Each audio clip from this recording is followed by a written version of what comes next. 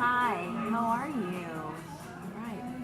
Well, today I am at a Indian restaurant. It serves Indian food from the country of India. You can look up on the globe or a map and see where that is. It's in Asia. And so I thought it would be fun to talk about dinner and food. So I'm going to read a story to you about eating dinner. And it's also a story about a lion. And mostly lions are in Africa, but there are a few lions in Asia. They're called Asiatic lions in the Gir forest of India. So we are going to read about the Tawny, Scrawny lion. It is another golden book. So the Tawny, Scrawny lion. The story is by Catherine Jackson, and the pictures are by Gustav Tengren. I hope I said that right.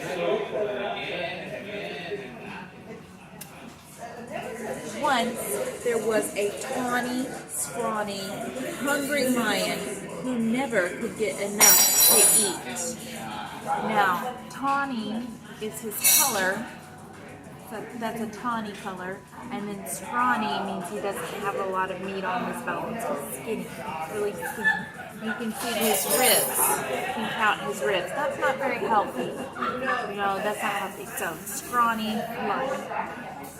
He chased monkeys on Monday, kangaroos on Tuesday, zebras on Wednesday, bears on Thursday, camels on Friday, and on Saturday, elephants. And since he caught everything he ran after, that lion should have been as fat as butter. But he wasn't at all. The more he ate, the scrawnier and hungrier he grew. Because he had to chase all those animals, so he's burning all his calories. The other animals didn't feel one bit safe. They stood at a distance and tried to talk things over with the tawny, scrawny lion. It's all your fault for running away, he grumbled. If I didn't have to run for every single bite I get, I'd be as fat as butter and as sleek as satin. Then I wouldn't have to eat so much, and you'd last longer. Just then, a fat little rabbit came hopping through the forest picking berries. All the big animals looked at him and grinned slyly. "Rabbit," they said, "oh, you lucky rabbit. We appoint you to talk things over with the lion."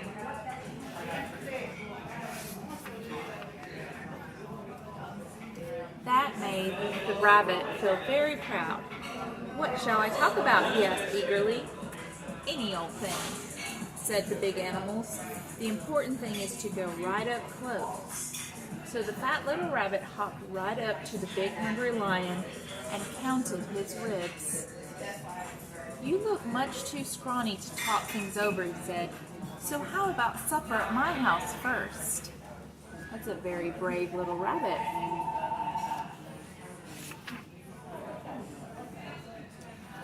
"What's for supper?" asked the lion. The little rabbit said, "Carrot stew." That sounded awful to the lion, but the little rabbit said, "Yes, sir, my 5 fat sisters and my 4 fat brothers are making a delicious big carrot stew right now."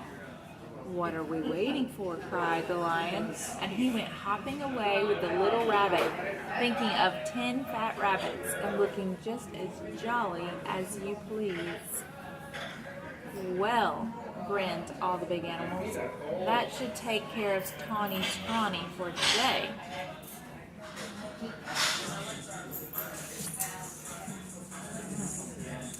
All right. Before very long, the lion began to wonder if they would ever get to the rabbit's house. First, the fat little rabbit kept stopping to pick berries and mushrooms. and all sorts of good-smelling herbs. And when his basket was full, what did he do but flop down on the riverbank? "Wait a bit," he said. "I want to catch a few fish for the stew."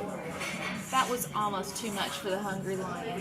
For a moment he thought he would have to eat that one little rabbit then and there, but he kept saying, "5 fat sisters and 4 fat brothers," over and over to himself, and at last the 2 were on their way again.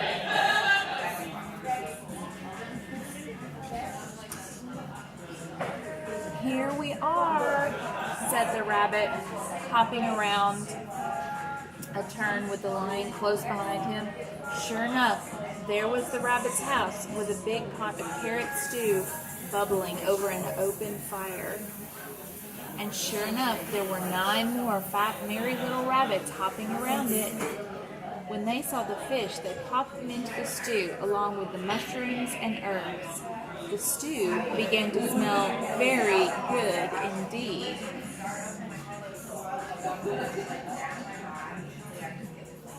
And when they saw the tawny, scrawny lion, they gave him a big bowl of hot stew. And they hopped about so busily that really it would have been quite a job for that tired, hungry lion to catch even one of them.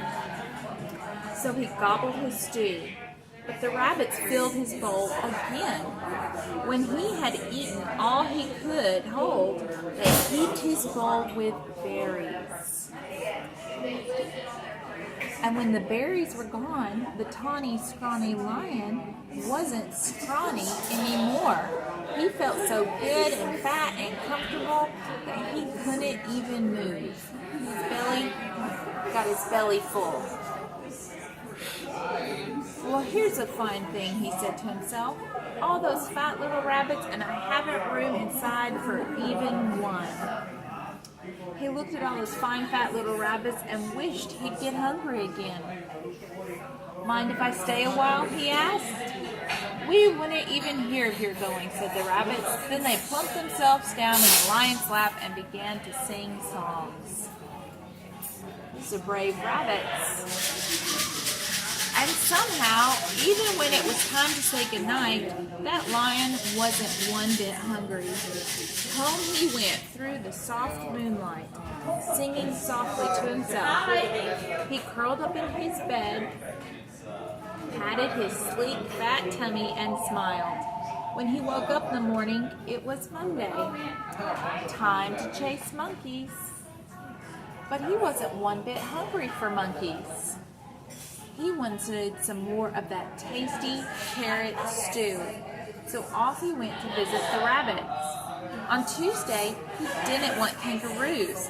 And on Wednesday, he didn't want zebras. He wasn't hungry for bears on Thursday, or camels on Friday, or elephants on Saturday.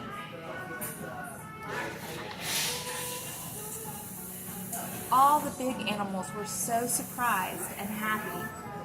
They dressed in their best and went to see the fat little rabbit.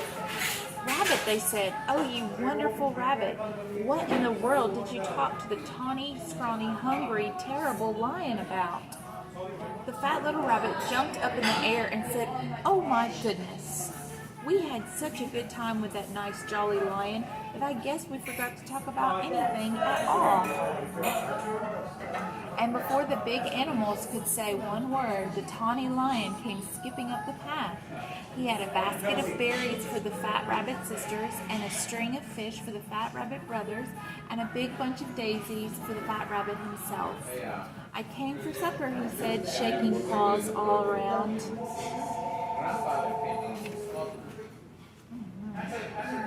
Then he sat down in the soft grass, looking fat as butter, sleek as satin, and jolly as all get out, and ready for another good big supper of carrot stew. The end. I hope you like that little story. Here in a little bit, I'm going to show you some of my food. It's from India. And It's very spicy and yummy. So I'm going to show that to you when it comes. Alright, see you in a bit. Hi. Okay, my food has arrived. Here's what I'm eating. And then I'm going to put, this is bread. And this bread is called naan. It's Indian bread. And then this dish is called Rogan Josh. It is like a curry and some rice with it as well. It's very tasty. Alright, this is one of my favorite things to eat. Really enjoy it, and I hope that sometime when you get to go out and explore and try some new foods. And I remember the Tawny Scrawny lion and how he tried new foods and really liked it and made some new friends. Bye.